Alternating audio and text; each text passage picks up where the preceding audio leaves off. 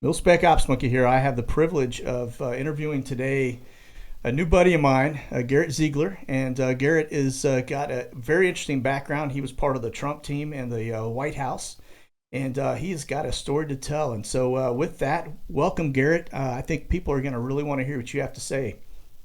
Thank you, sir. It's a pleasure to meet you over the screen. For all of your viewers, I reached out to you. I think it was early December, and quite honestly, I was intrigued with your program. I've always been an aviation enthusiast, and so I've told about a dozen people in my life about it. I find it absolutely fascinating. And the FAA is one of those government agencies that is extremely important, not very sexy, but I think that once you start digging around there, that's another one of those agencies that's completely captured. And I don't think we did a very good job of paying attention to it, but that's probably uh, for a later time in this interview. So Oh thanks yeah, for having me on. yeah, no, absolutely. So yeah, you reached out to me, and I'll be honest with you. At first, I was a little spooked because I was like, "Oh no, man, I'm on White House radar. I'm gonna have to figure what did I do wrong, man? Um, and then we started talking. I was like, this is a good dude, man. Like, wow, this is Well, this I got is to find friends wherever they are. I try to I try to reach out to other Christians that have my political views. And quite honestly, uh, that wasn't always the case in the White House. I mean, there's some great people there, but I mean, I didn't really connect with a lot of them. Came from a different background. I'm from a small village in Illinois, and so didn't really have a lot in common with some of the New York crowd. My point being that once I saw your show and a buddy mentioned it to me, and so I was like, oh, I want to meet him. And I love your craftsmanship, by the way. thanks. It's all sold out though. I've been trying to buy some stuff. Hey, you just tell me what you need, brother. I'll get it to you, man. I cannot keep it on the shelf. It is insane the I can amount. tell. Yeah, it's crazy. And the thing is, I've got to figure out better a better way to manufacture product. And I mean, I do it all myself, and I get stuff from Israel, but my beard balms I do myself, my soaps I do myself, and so it's kind of a double-edged sword because I can make it, but I can't make enough of it to keep it in stock, Mhm. and it just you put out small quantities and it just goes out It's a pretty good quickly. problem So to have. it is certainly I am blessed, and I'm definitely not complaining. So, um, Yeah. but let's tell folks a little bit about you and your background. I think just kind of explain to them how you got into where you were, and My story is fairly simple. I come from Central Illinois, and I did like most college students who are interested in politics. I did my summer internship with my own congressman, John Shimkus, who's now retired. And through that, I had met.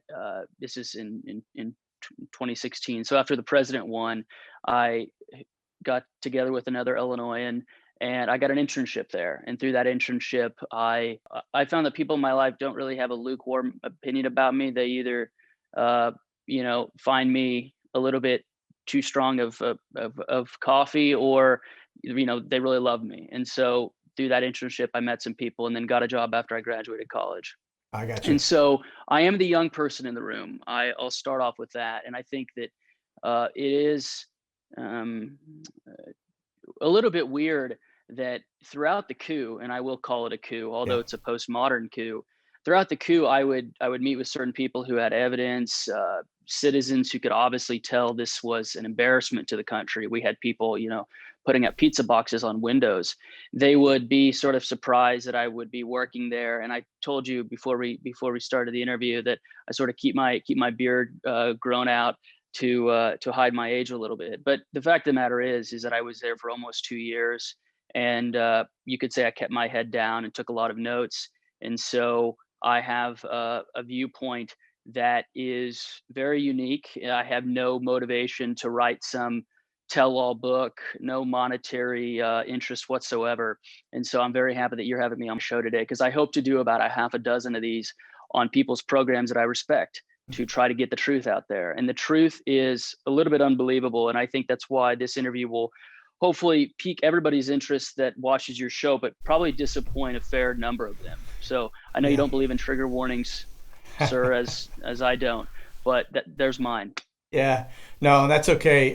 One of the things that I try to do just as a Christian in my daily walk is to just tell the truth. You know, people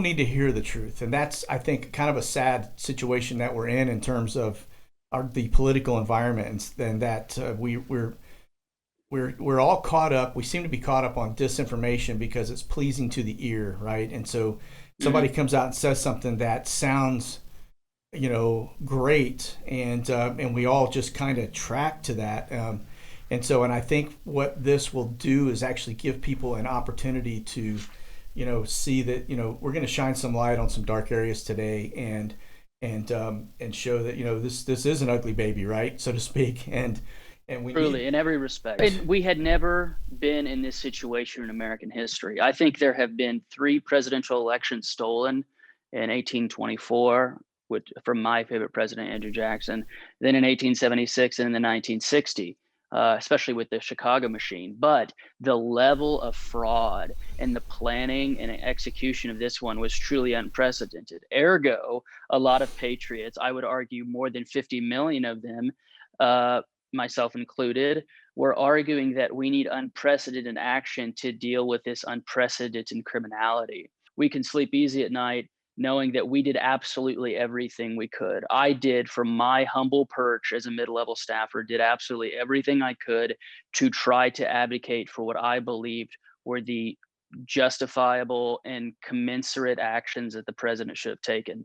Yeah. And usually in life, you don't do everything you can. After a basketball game, you're like, leave it out there on the court. I was a basketball player in high school. And sometimes I couldn't answer that honestly. But I think that everybody, even everybody on the outside, everybody on the inside, a lot of us can say that we did everything we could. It's a small number though. Yeah.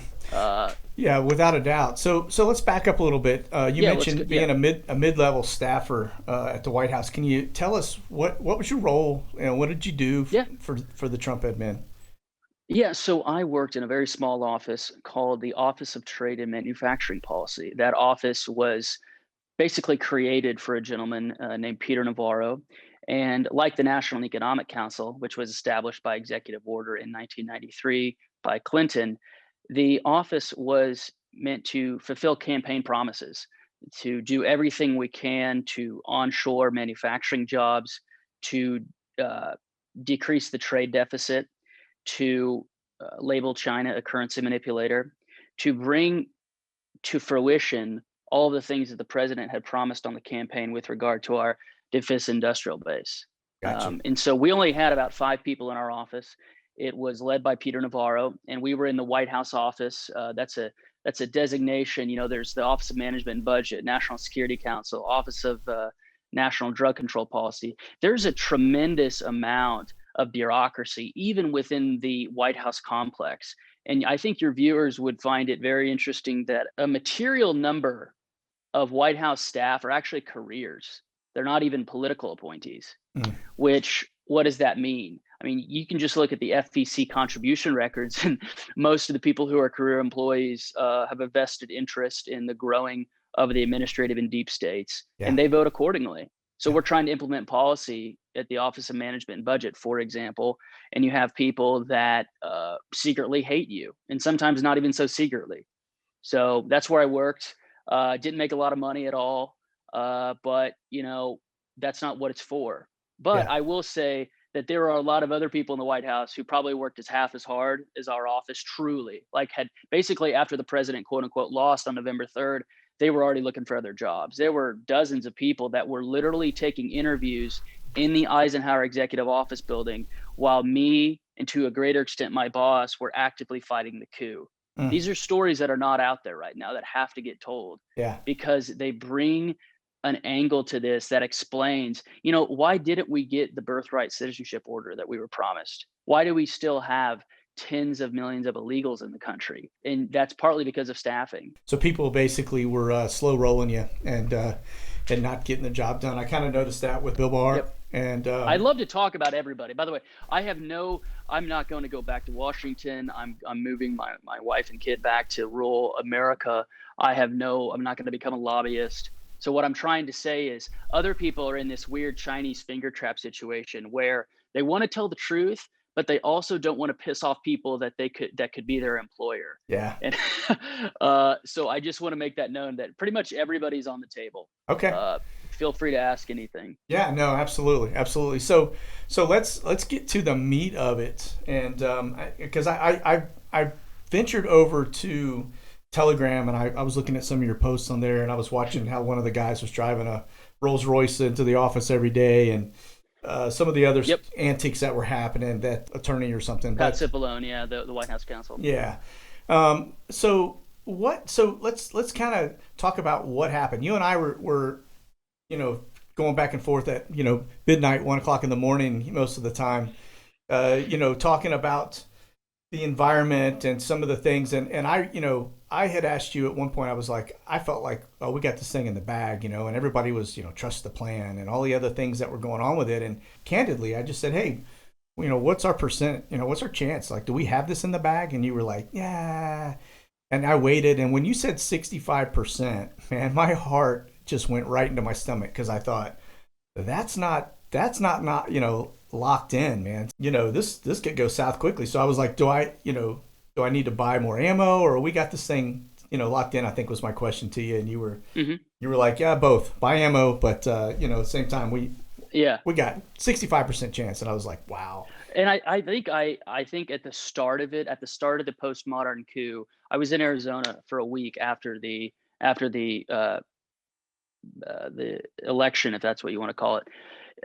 And I think my percentage was at 80 then, because you could see, if you take the bias out of your mind and set it here on the couch and look at the six, Right. be it in Milwaukee. I mean, everybody knows the states by now, but I'll go through them once at the start: Nevada, Arizona, Georgia, Pennsylvania, Wisconsin, and Michigan. If you look at the 6 metropolitan counties in those states, there are so many sins, from poll watcher abuses to absentee ballot chain of custody issues, that I thought there's an 80% chance that the branches of our government come together to make sure that the rightful winner is in office on January 20th. Yeah. And then over time, sir, it just dropped. And I think I had mentioned that to you probably the last week of December.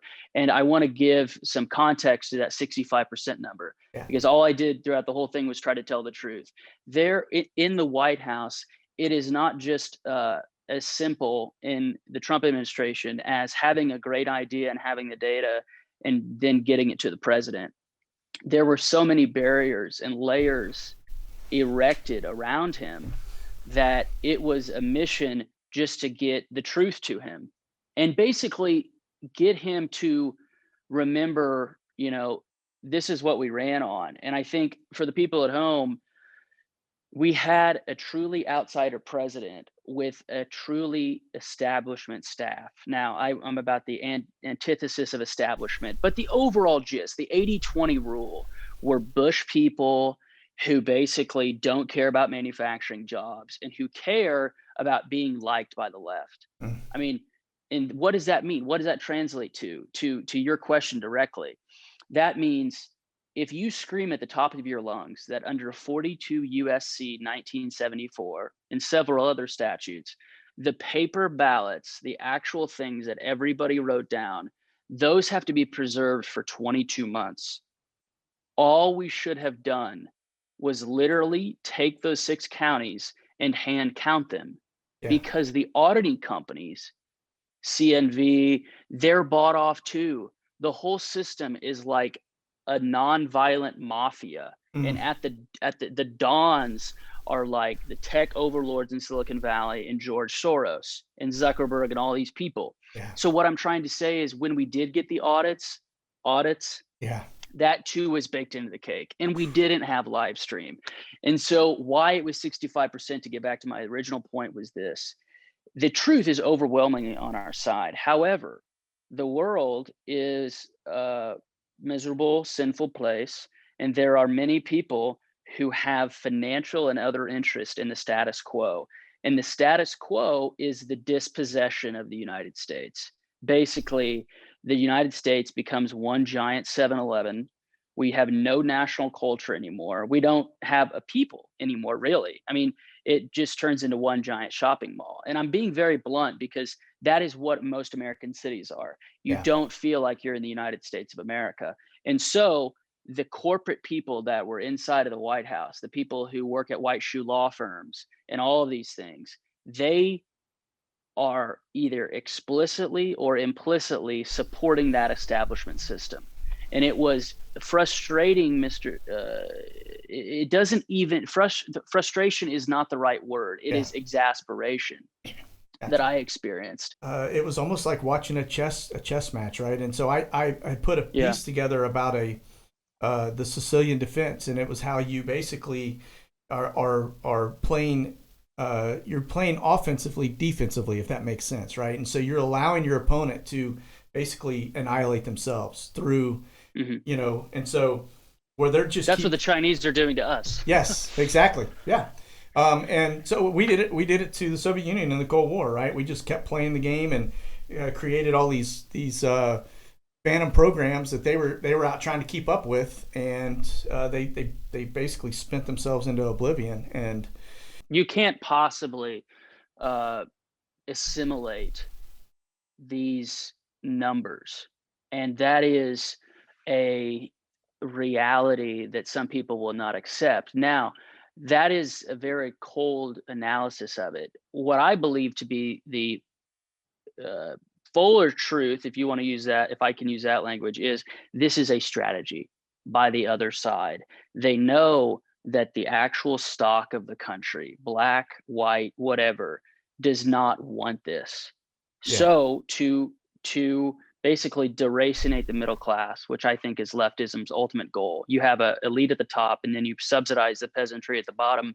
They need new people, yeah, and that's why they are fighting tooth and nail against voter ID, against in Georgia, for example, you can get a voter registration card, with just a driver's license. yeah, There are 3 different federal statutes that say that you have to be a citizen to vote. There's another friend of mine, and I'll send you the study so your readers can read it for themselves. About 10% of the state of Virginia is illegally registered to vote. I'm actually still a resident of Virginia. And what does this mean? That means that our elections are, by definition, illegally conducted. And I told the yeah, president that directly on hmm January 18th. I will talk a little bit about that conversation because that yeah, was surreal, because Mark Meadows was there, Eric Hirschman, Jared Kushner was standing in the back. Uh, the elections in the states that changed the law without the legislature's consent, so the Secretary of State and all these people moving deadlines because of COVID, that is illegal. The elections were illegally conducted. What does that do? That basically is the Occam's razors approach, that you don't have to get into all of the obvious electronic ballot, the electronic voting fraud and vote observers, or excuse me, counting observers being pushed out. The whole thing was illegal. The actual Constitution, the thing that we're all supposed to swear an oath to, says that the legislatures conduct the time, manner, and place of elections. That did not occur. And what I think the media and their organs of propaganda tried to do is they tried to make us forget the simple things. yeah, We got myself included, got fritter away in the details. They're bribing Native Americans with gift cards. All these pathetic things that are embarrassing for our great republic. yeah, Uh, the thing is that the legislators didn't vote on it, and that's a tragedy that the yeah. legislatures didn't censure their own secretaries of state. And you saw the Secretary of State for Pennsylvania just resigned. It's a curious development. Yeah, well, at this point, it's water under the bridge, right? I mean, you can't get this genie back in the Yeah. bottle, right? It's No, and that's why I I'm going on and on about the staffing, and I'm mhm. probably going to annoy some of your viewers because That's okay. that explains the 80-20 rule is, 20% maybe was disorganization, or the president was inundated with stuff and didn't focus on what he needed to do, but Yeah, 80% of it comes to who's surrounding him. yeah, And the fact of the matter is that the establishment forces, and what I mean by establishment is not just John Boehner. You think of John Boehner as the ultimate establishment figure, and he is. now the marijuana lobbyist. It's basically what I call Conservative Incorporated. Conservative Incorporated is this band of like Freedom Caucus people that all they do is hold hearings. Nobody ever gets indicted. We have the righteous indignation of the tens of millions of Americans who see Hillary wiping servers. Nobody ever actually goes to prison. You Right. saw that the person in Spygate got probation. So that would include Mark Meadows, sometimes even Jim Jordan. I call them professional hearing holders. I They got you. do a great hearing, and they complain. Yeah, but they never really get anything done. So yeah, let's pull the thread No. on that a little bit. The one of the things I think with you and I were talking, it was 1 o'clock in the morning, probably around the first of the year. I think you had mentioned to me about the people that were advising Trump, right, and that Mark Meadows being one, and I thought he's a good dude, Jim Jordan, good dude. I thought they were all good dudes, and then all of a sudden you kind of opened my eyes and you're like, no, these guys are telling him to concede. And I was like, what?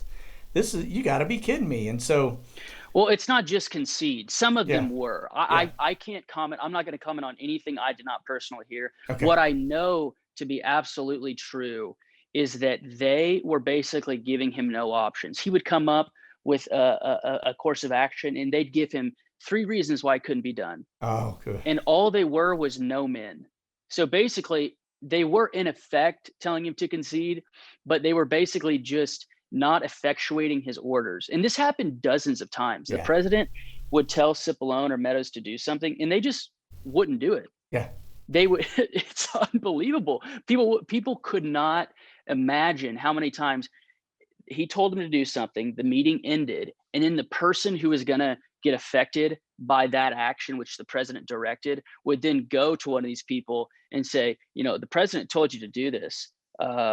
And then they're like, well, and then they just drag it out. They slow walk it. yeah. It's Well, they knew it's if they just burned the clock down, there was nothing that would happen, right? I mean, just Yep. all you And gotta all do of is, them have jobs lined up, yeah, by the way. yeah. Oh, for sure, yeah, because they're career politicians. It's one of the Yep. reasons why you gotta have career limits, or not career limits, but term limits, right?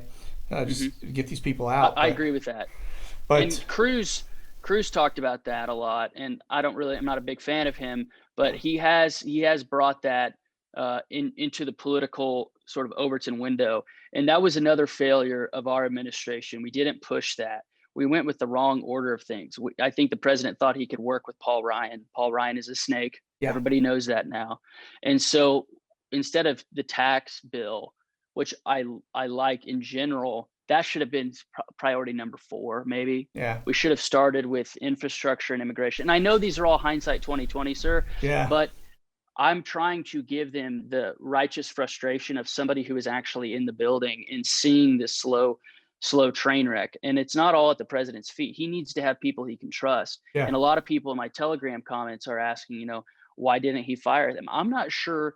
He dealt with New York City councilmen. yeah, He might have thought that this is how political people operate. I mean, they're self-interested. When he would start a new firm and he hired executives, all of those executives would share his vision because that meant the company would be more profitable. right, But in politics, it's the exact inverse of that, yeah. that people just want positions for their own aggrandizement, advancement, and wealth. And we ultimately, in this first term, did not nip that in the bud. Wow. Yeah, for sure. So let me ask you, just since you had the interactions with Trump himself, what was what was his demeanor like? Did you feel like he was just trying as hard as he could, or do you feel like he just kind of gave up and I because it seemed to me like he was just overwhelmed, and I think he realized that these people were successful at their coup. They basically he got outplayed by the politicians, right? And so that was the I observation that don't I had. think, well, I think that he definitely felt alone, Yeah, which was tragic because we were all there. My boss, my colleagues, me, our small group is what I'm alluding to. yeah, We gave him multiple courses of action, but when something needed to be signed off and from the lawyers, the lawyers are there's always that joke. What do you call a group of lawyers, driving over a cliff? A good start. Uh, Right. I think that a lot of them are, they care about self-preservation more than anything. They're not willing to go to do what is absolutely necessary to win. Yeah. And without sinning. I don't advocate ever committing a mortal sin, but my rule in politics is do whatever I need to do without sinning to win, because that's what the left does. Although they are the actual people who sin without, Yeah. thinking twice about it. Yeah. And I think what happened, sir, is that the president would get very energized about certain courses of action, and he would basically wrongly get outnumbered and basically cornered into not doing anything. And there were a couple of times when he would decide on a what I would say a bold course of action, like count the paper ballots, which is what these electronic voting companies have talked about for Yeah. 15 years as their supposed fail safe if any of their machines get infiltrated and compromised. He would say he'd want to do that, and then 12 hours later somebody had talked to him and said, we can do it this way. And uh it was frustrating. I obviously love the man. I think that he is a revolutionary and a revolutionary president, but I think that the staffing was atrocious. Yeah. And I keep coming back to that. And again, I think that how this played out in the courts too required us to take different actions. Mm.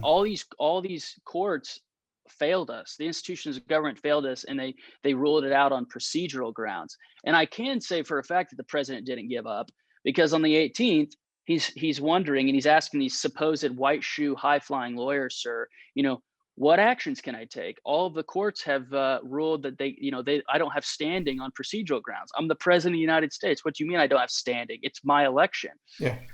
That's why I was arguing so vociferously that if that institution or that branch of government, to use the founder's lexicon, fails you, then you have to take extraordinary measures, just like Lincoln did, just like Jackson did. And all that would have required, by extraordinary, I don't mean illegal. I mean something that is totally legal, but pretty unprecedented, which was actually hand count the paper ballots. Yeah. It sounds so simple. It's like running an election for your daughter's Girl Scout troop. Yeah.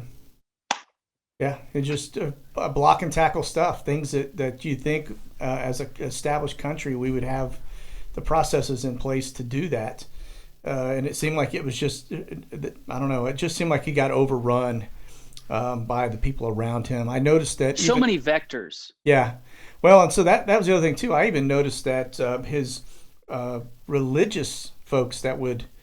He had a team of people that were always around and praying, and at least, that was at least what it looked like from the outside, right? And then all of a sudden, I see the people that were closest to him down in Houston making comments, and these are pastors of churches, big churches, that were making comments that were anti-Trump, and I was like, whoa, wait a second here. You've been praying for this guy for the last 4 years, but because now he can no longer serve your purpose, now you are going to become Judas and take your pieces of silver. And that to me just blew me away. I mean, that's when I started to kind of go, this is not looking as rosy as I thought. With your 65%, comment was my first like, whoa, zinger. And then I started seeing that stuff take place. And then I had heard that he met with one of his pastors, his personal pastor, like in the 11 o'clock hour, to talk to him about something, information that he had received. And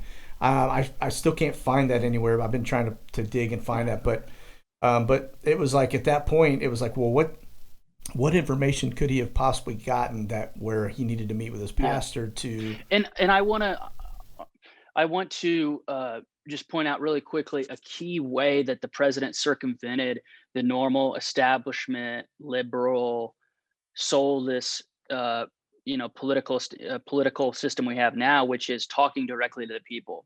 And so after they pulled off the, Patrick Byrne calls it the goon tactics of putting cardboard pizza boxes on windows and not knowing where the ballots are. in Georgia, they're just shredding ballots. That's totally illegal. Yeah. And I was telling whoever would listen to me in the White House, let's just go look at the ballots. We don't have to do it. Have the National Guard in Georgia do it. So let Georgians count Georgia's ballots. I don't want, I don't want the optics, if we even care about optics anymore, which I've sort of given up on. Have Georgia count their own ballots. But I think that one key way that he got blocked is that every single media conglomerate was in on this. So, they were deplatforming everybody, having their Joe Biden is the projected winner of the Associated Press is just that. It's the Associated Press. When do they get to call anything? Yeah. So there was an absolute just stampede, an absolute flood of propaganda.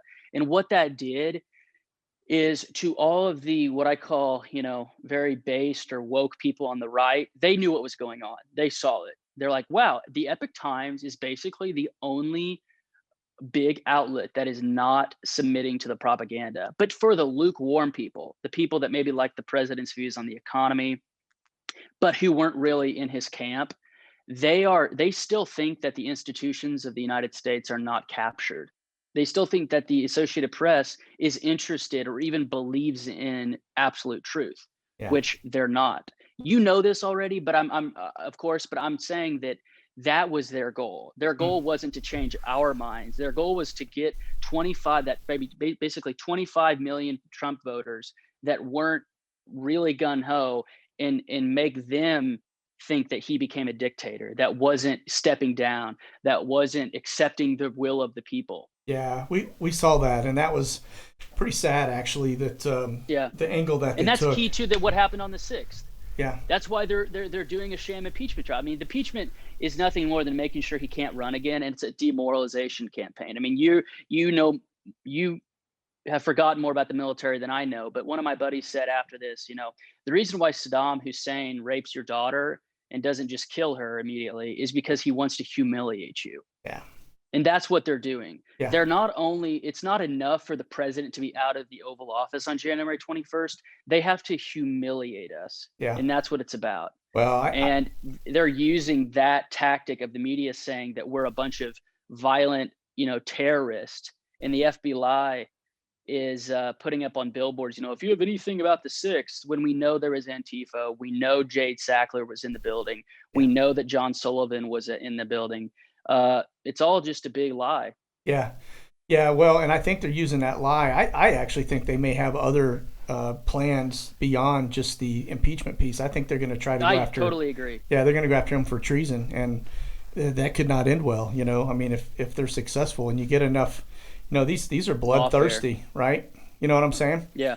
So no, I do. And one more thing about the 6th, because this figures prominently, and I know I'm talking a lot about the media and the basically how he just got ambushed. They want to now use statutes that were passed in the 9/11 era when I was just a little kid, but I read a lot.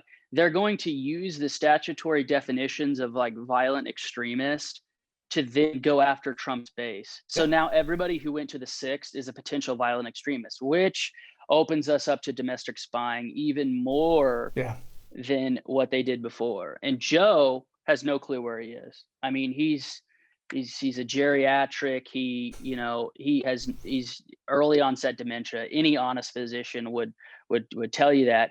He's no more than a puppet, not just for the Chinese, which is obvious, but for John Brennan, who I think is the most evil man in Washington, and Susan Rice. Yeah. So they're going to start domestic spying on all of the president's supporters using the lie that they perpetrated about the 6th. And it's absolutely evil. Yeah. Yeah. Well, and one thing that I can say over the last 4 years, if you watch them execute the plan, they're pretty successful at doing it. I mean, they make a run at something, and with the media, they control the narrative, and so that's kind of the challenge that I think we're up against. It doesn't really look good. So here's the next question I have for you, because as a guy that was in there and watching this all go down, there is this, people are saying, oh, well, the military is in charge right now. I don't believe that because I just don't. I think if the military was in charge, you wouldn't have Joe Biden sitting in the White House, right? So, what are your thoughts Yeah, on that? well, I think that the fact that he chose Chairman Milley was a mistake. Yeah, And although the SecDef obviously outranked Chairman Milley, he has a lot of sway. And I thought that memo that he put together, I think it was on the 16th, was just an abomination. It was humiliating us, it's treason. basically, Yeah, saying that, yeah, that the members of the military who are going to, by the way, being called out into freezing Washington and then put in a parking garage, you know, we're going to vet each and every one of you, because if you think that this, election was illegitimate, you might literally kill Joe Biden on his motorcade route from the White House. yeah, Now, that's not what the memo said, but that was the implicit, we have an oath to the Constitution. And apparently they forgot the part of the Constitution where the legislatures direct the manner of elections. yeah, Uh, and if anybody dares question the legitimacy of this, they kicked 12 people out. They kicked probably, people that could have been my high school classmates. yeah, We had a half a dozen kids join the military immediately. They weren't officers immediately after high school.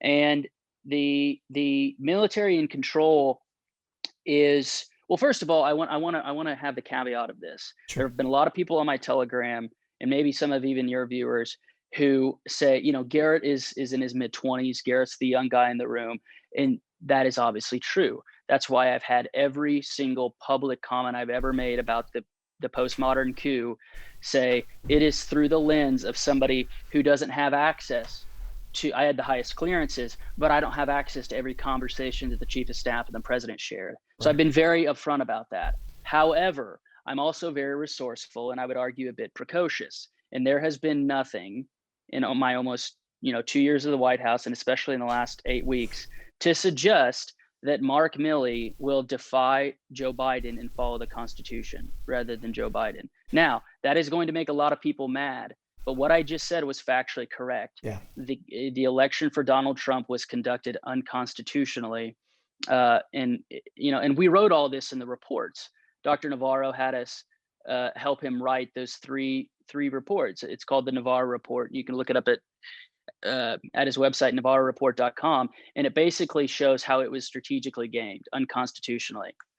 And I love that you asked this question, because I very much respect the people who, quote unquote, believe the military is in charge.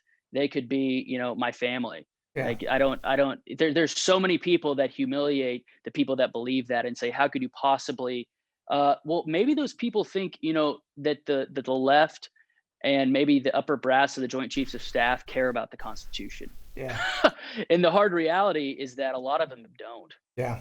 Well, I got to tell you, I had when that letter came out from Milley and the Joint Chiefs, and not all of them signed it, but a majority of them did. I think there were seven or so that signed it.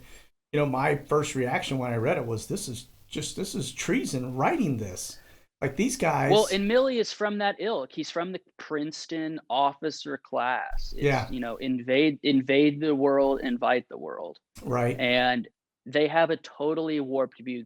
It's like Ben Sass. I talked about Ben Sass on my Telegram channel yesterday, because there is a class of what I call, paid losers and useful idiots who invoke the founders and the Constitution, but they use that just like, liberal Christians use a warped view of Christianity to achieve their goals. Yeah, So this is a fact. 95% of the American founders love tariffs. Ben Sass does not. Ben Sass says he's in line with the founders. It's a lie. yeah, 95% of the American founders would not think that being in Afghanistan for 2 decades is in our national interest. All of the upper brass, who they say, and they say themselves they love the Constitution of the founders, would not like that. These are not policy differences. These go deeper than that. It goes to their intellectual milieu. yeah. Well, 100%. I mean, if you go look at our military operations around the world, and then you look at some of the actions taken by the former State Departments and our military and things like that, and you just watch the flow of goods and services that come out of those countries, you can tell pretty quickly that there is money changing hands, and somebody is. Yep. Is, And We Yeah. tried to go after that because of the Buy American Act, which our office loves, Yeah. that American tax dollars should buy American goods. Right. You would not believe the amount of qualifying country waivers that the DoD gives to all these second and third world nations to buy their stuff. Yeah. Now, I understand if we have a base in Djibouti about like buying Djibouti toilet paper, but Yeah. this not, we're talking tens of billions. If I go back into my files, sir, I can't even give it to your viewers. We did a report on this, and a big section of it was the DoD spends billions of your taxpayer money on foreign goods, and they should revoke those those MOUs, which is Washington speak for selling the country out. And the last thing I'll say about the military is this is an area that is very scary with Biden, because I'm not sure if you saw the order, but now if some members of the military put that little frog, that Pepe frog, which is a joke. I Yeah. mean, all of our enemies think it's some sinister thing. The ADL has a piece on it. If certain lower non-officer people are found posting that, it's like a demerit, like you can't serve now. Hmm. So a left-wing military is going to be very scary, because I think our future could be like the UK, where uh, I it's so bad I don't even want to verbalize it, Yeah. Yeah. where it's not based on merit. No. No. Well, without a doubt. And also, when you start allowing gender identity issues coming into the military, it weakens Yeah, our force. I mean, it really does. It's yeah, don't get me wrong. There are certainly women who can are better sniper shots than a lot of men. But yep. and there's women out there who kick my butt, right? But at the end of the day, it's Yeah. Well, just like it's the bell curve, right, sir? I mean, yeah, 85%, are going to be under that bell curve, and they right, use that 1%. Right. So my mom works, right, and my mom is in that she's an executive for a printing company. She's in that right tail. But if you make policies for the country based upon the outliers, uh, you're not going to get good public policy. right, And we now, we didn't have free speech before in this country, but now it's not just that you're not going to have free speech, you're going to be penalized for it. So it's not just, like, it's not just you lose your job, but you could actually be criminally, liable. yeah, It's not, the hate crimes were invented, in my opinion. Crimes, sins just weren't enough. They had to be hate crimes. yeah, If I shoot a white person, shoot a black person, uh, that's a sin either way. right, But I think hate crimes, that whole classification in jurisprudence, was just a way for there now to be hate speech, yeah. right? And so now we're going to be you'll see in the House bills put up in the next 24 months that hate speech is now a criminal offense. Oh yeah, well, 100%. They're definitely. I'm already seeing bills that are being floated by Jackson. I think out of Houston. I think was one of hers is basically gathering the guns. Right. I mean, they're gathering all the information. So if you buy a gun, they're putting you in a database. If you have any kind of it all is going to go into the central database. But anything you buy, ammo, it goes in a database. You buy a gun, it goes in a database. You buy body armor, it goes in a database. If you have a domestic dispute, it's in a database. And if anybody, your doctor, anybody deems you, crazy or whatever it may be, they're going to look in that database and they're going to come take your guns. And so it's I know it sounds, it's a technological tyranny. yeah, exactly. And so what they do is they just they'll put the squeeze on us and they'll start gathering data on everybody, because how do you go after guns? You have to know who has the guns, right? And so now you start developing these databases that'll allow you to take that next step, and then you put the squeeze on ammo manufacturers or people making primers, just different things, little areas here and there that all of a sudden you impact our ability to replenish, you impact our ability to buy, it's just 100% that Second Amendment is going to be under attack over these next 4 years. And Well, that's why I'm moving my family, even though it's to a liberal state. It's back to rural America. I mean, most American cities, they're the really big ones are hostile to liberty. And Yeah. we knew that before. Yeah. But now they're not only hostile to liberty, they're a literal ghost town, but they'll still have the bureaucracy to pay for. So they'll squeeze and deracinate this shrinking population. And so I would, if your viewers aren't already looking at some land or a place beyond the craziness of the urban environment that is anti-human, I think that people are meant to know their neighbors, Yeah. to have these bonds of trust that are being broken. And I can't remember the exact quote, so I'm not going to try to go back to it, but it's actually by Mika's father. You know, that insufferable television host, Mika Yeah. Brezhnev. She's a Polish Yeah. by blood. MSNBC. Yeah. Yeah, she's horrid, but her father was the national security advisor to Jimmy Carter, and he had a lot to say about technocracy. And I'm sure your viewers, because they're astute and are interested in military affairs, know about this quote, but some maybe not.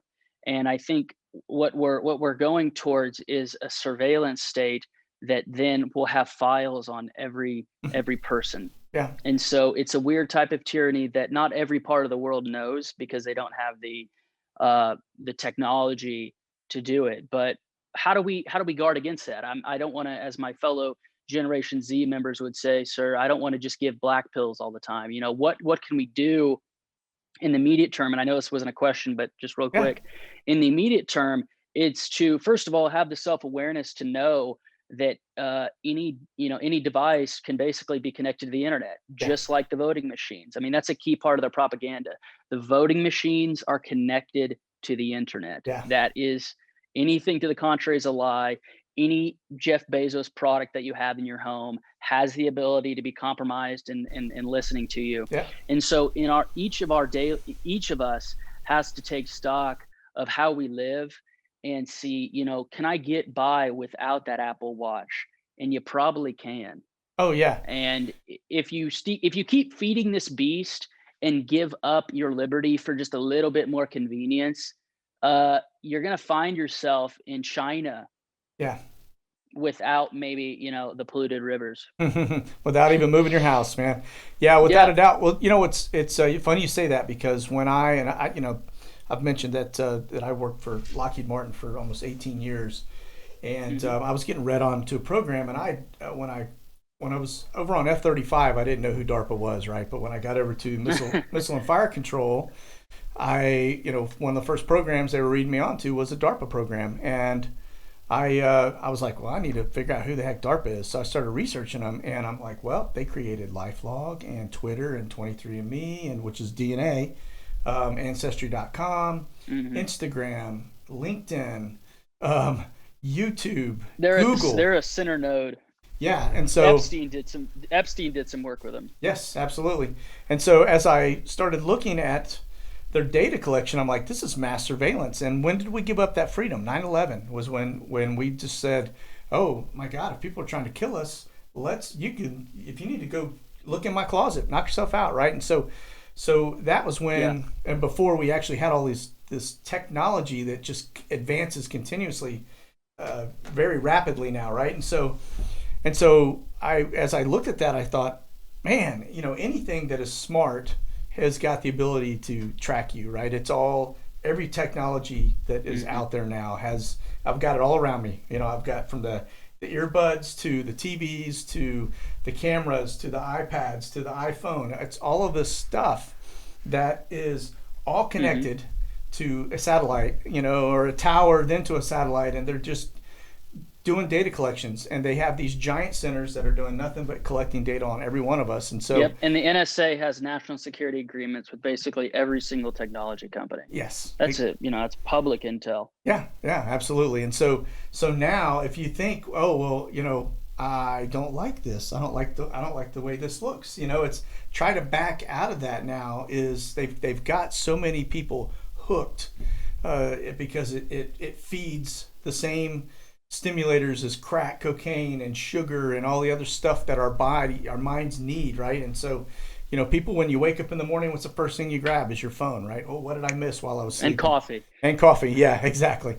And so it's crazy. And so when you start looking at some of the things So that's a DoD, DARPA, right? And so they developed all this, and then what they did was Yes, sir. they spun it off to these publicly held companies and IPOs, and they put these figureheads in place like Zuckerberg and crew, right, and Yep.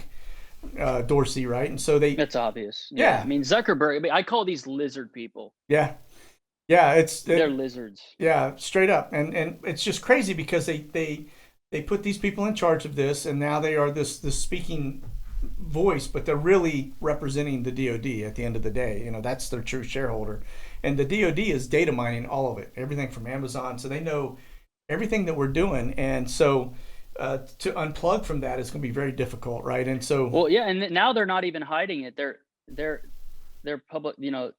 Amazon is building their second HQ, not even a mile from the Pentagon.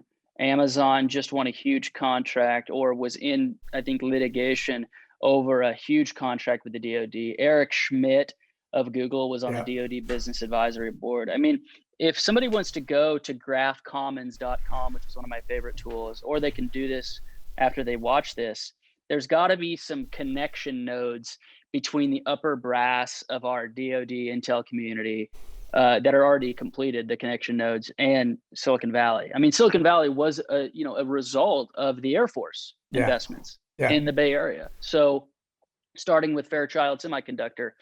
And why are we going into this, sir? It's because for them to accomplish the goals of leftism, surveillance is so critical. Because, like Michel Houellebecq's 2015 book, he's a Frenchman who I enjoy. They want submission. If a critical mass of people don't accept this, they're going to try to submit. That's why to make you submit. That's why they hate homeschooling yeah and these other movements that are so anti-culture, so anti-leftist, because they can't control them. yeah 100%, 100%. The So let me ask you, what are your thoughts on all of the military that is around in and around DC? I think it's absolutely bizarre. The people at the White House were not informed of anything. All we got was a daily email from the management office telling me where I can enter the White House ellipse to park. There's been very, very little communication. I feel that DC is basically an occupied zone now. If you're there, which I was in the White House for the entirety of the events on the 6th, you feel that we don't have a civilian controlled military, because the military is not explaining to the civilians what they are doing there. I'm for secrecy when it comes to killing people by Delta Force. I don't want Delta Force to have a spokesman. I want Delta Force to secretly kill people in the middle of the night and not tell anybody about it. Yeah, But if you are going to send our sons in the National Guard from all the 50 states, I would have wished that the military did a much better job saying why they're there, and not just leaking to NBC and ABC that there are 12 people that are, in the ranks that we haven't vetted, and that we don't trust them not to shoot the presumptive, president. yeah, There's been very little communication, and the Bidens want it that way. yeah, for sure. And so you think at the end of the day here, so POTUS, and I say POTUS because I'm talking about Trump clearly. So he is exfilled, right? He's gone down to Florida, and I don't Yeah, know. I was in Florida for a couple of weeks. Yeah, were you down there with him? No, I was not staying at Mar-a-Lago. He has about a half a dozen staff that are actually still being paid by the General Services Administration, and Politico did a little piece on them. I'm not really close with any of Nick Luna was very kind to me. He's one of the people down there, but most of the people that he is with, I did not really communicate with during my tenure, nor did I seek out communication with them. I have a lot different views as they do, probably politically. But he is down there. He's right there on the beach. We have been trying to get intel to him. He definitely asked on the 18th for my colleagues, Brennan and Joanna, our home address, our personal phone number, so he can keep in touch with us. But he rightly should. He calls my former boss a lot more, obviously, Yeah, than any of the lower level staff. So, but then again, it feels kind of good to be able to speak the truth. So many people are mad at me because the things I put in my Telegram, why didn't you speak up before? Because first of all, it wasn't about self-preservation. I couldn't care less if Mark Meadows fired me, on December 25th. He could have done it on Christmas Day and I wouldn't have cared. But I was still holding out hope that some of the advice that my boss was giving him, that we needed to do something, about this, would actually get done, that he would quote unquote cross the Rubicon. I always like historical allusions because I think they clarify things, but he didn't do that. And so that's why I wasn't, having a public Telegram channel broadcasting whatever went on in the White House, because Yeah. I think that, and the only reason why Patrick Byrne, I waved in General Flynn and Sidney Powell on the 18th, on the Friday night of the 18th, for which Mark Meadows' office revoked my guest privileges. I could no longer get people into the complex after that. And the reason why I did that is because I was just so frustrated with the current counsel he was getting, that all of his lawyers around him were no men. And, they didn't really want him to win. They truly, some of these people with Cipollone and Hirschman, they truly don't believe that the election was stolen. Some circuit court said that they don't have standing. Well, then, we just got to listen to them. Yeah. It's truly absurd. So these rumors about Sidney Powell not having access to the president, that they were keeping her away from him, that sounds like that was... It's absolutely true. Wow. Yeah, no. I mean, to the best of my knowledge, if there's a rumor, I will answer it. I talked to Ron, Code Monkey Z, who's a patriot, by the way. Yeah. And he's safe right now. But they'll be targeting Ron because he's too powerful. He'd ask me, he'd tell me, I'm gonna keep you aware of the rumint, as I call it, RUMINT, because it's very telling. Yeah. Rumint is very telling about what the base is feeling. And I always say it's the 80-20 rule. 20% of the rumors are true, 80% are false, but that is an absolute fact. I walked Sydney over to the residence one night to try to get the president a binder full of evidence. And, we got blocked again there too. Wow. Now you and I were talking, and you said you had, you brought Flynn in before a lot of this stuff went down, and that he actually got an opportunity to meet with POTUS, right? Yeah. So the night of the 18th on Friday, I used my what was called Waves access, which is like worker and visitor entry system is what the Secret Service calls it, to get him, Sidney Powell, an attorney for Sidney, and Patrick into the Oval, because they were basically doing the Occam's razor approach. Yeah. Go to the 6 problematic counties and just simply recount the ballots. And this sounds probably unbelievable to some of your viewers that this was not done, but we still have not had a legitimate audit. And, the audit that's going on right now in Arizona, sir, the EAC, the Election Assistance Commission, the audit they're doing, basically the EAC certifies auditors, but the certifications for the auditor are expired. So the Board of Elections was served a subpoena by the Arizona Senate. The Board of Elections picked a EAC certified auditor, but that auditor doesn't even have a valid certification. It's like if you get pulled over by the cop and your license is expired. Wow. And you try to tell him, well, officer, my license was valid like 3 months ago. But a buddy of mine named Mike O'Fallon, he runs a group called Sovereign Nations. He put it this way, and I'm giving him credit because I think it's a brilliant idea, or a brilliant encapsulation. We're now living in a country where there are truly 2 conceptions of justice. The enemy looks at justice as operational success. Right. What does that mean? That means that even if we had the evidence, let's say we go and by definition, let's say the Associated Press calls Milwaukee County, 200,000 to 175. By definition, because there are paper ballots, we should be able to locate each one of the 200 ballots from Milwaukee County.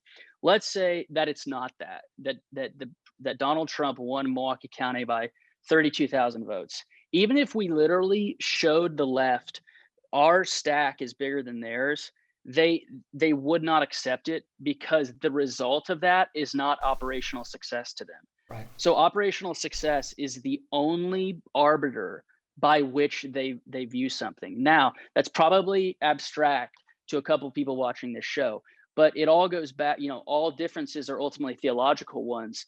And, they're in the business of calling 2 + 2 = 5, Yeah. because if 5 is their operational success, that's why, if their telos, to use a Greek word, is complete freedom of the individual with no guardrails, then men truly can be women. Now, to us who have a different anthropology and were raised in reality, that is absurd. Yeah. So they're saying trust the science, which in the same vein, they are ignoring the science of chromosomes. Yeah. And they don't realize that, science was really a Christian enterprise by fellow Germans, Johannes Kepler and everything. And the reason why I'm going into this is because so many people who are patriots who voted for Donald Trump say, how can this stand? We've even seen all of the sins. Yeah. And the other side will not even acknowledge, they won't even trust their eyes, because they don't believe that justice is what we think justice is. Right. No, without a doubt, there's definitely a two-tiered system of justice, maybe more than that. But Yeah. it's Postmodern coup. yeah, yeah. So let me ask you, from a Trump perspective, how did he seem? Did you see him the day that he left the White House? No, I saw him on the 18th. That was the last time. Um, Did he the last seem? time I saw him was probably 1:30 at the 18th. When I saw the president, he was trying to, he knew that he was unjustly put in a corner by the left and the media and the goons at the polling stations and everything.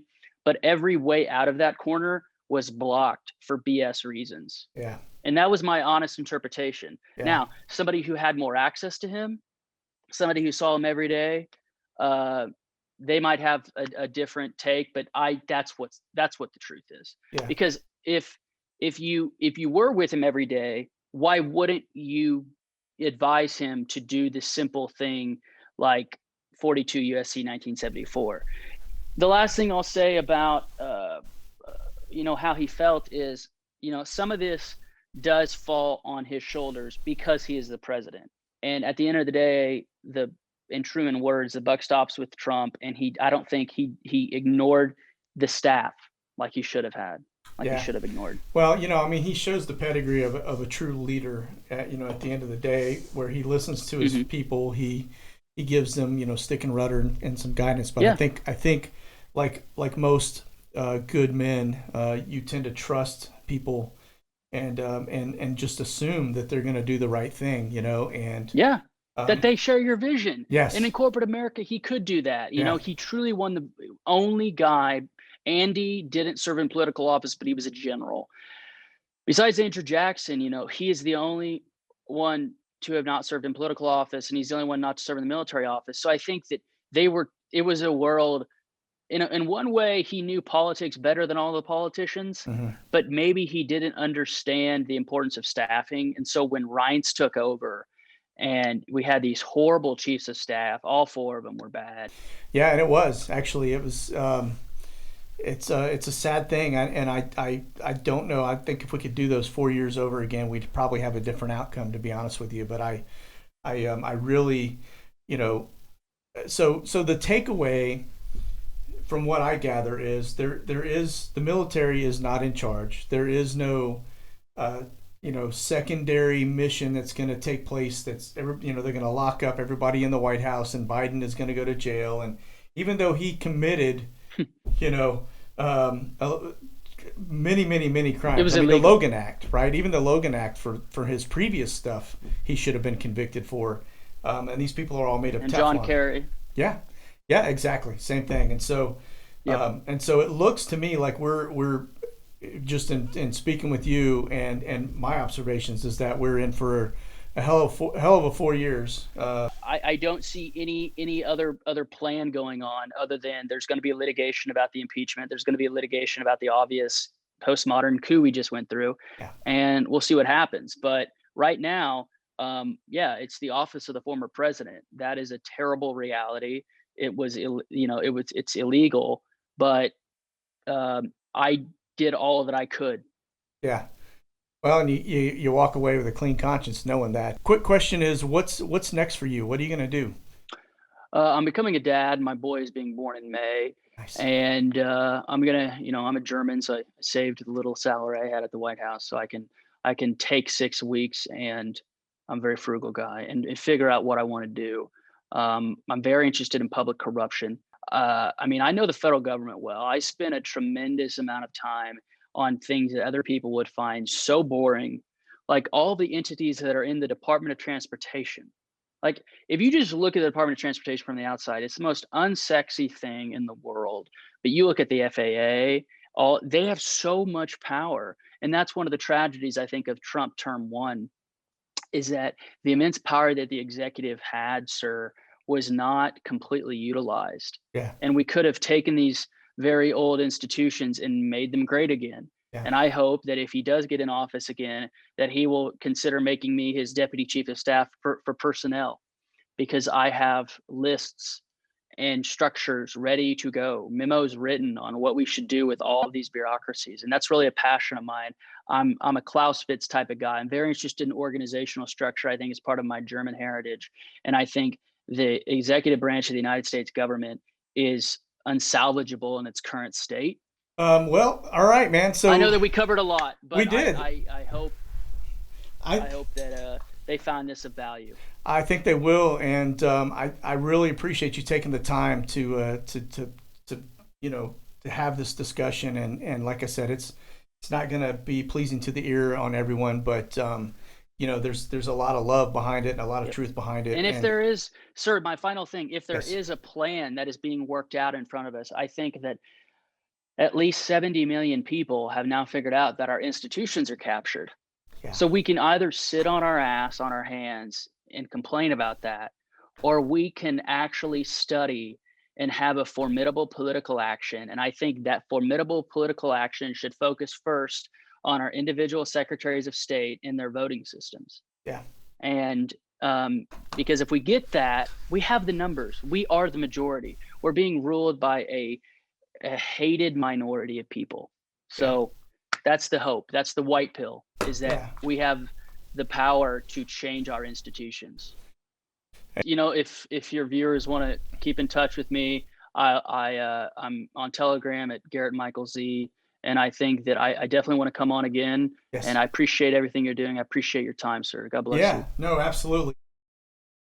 All right. Well, hey, thank you all for joining us. I'm going to actually ask Garrett to come back and do another episode with us so that we can ask some additional questions. And that's it. God bless. Monkey out.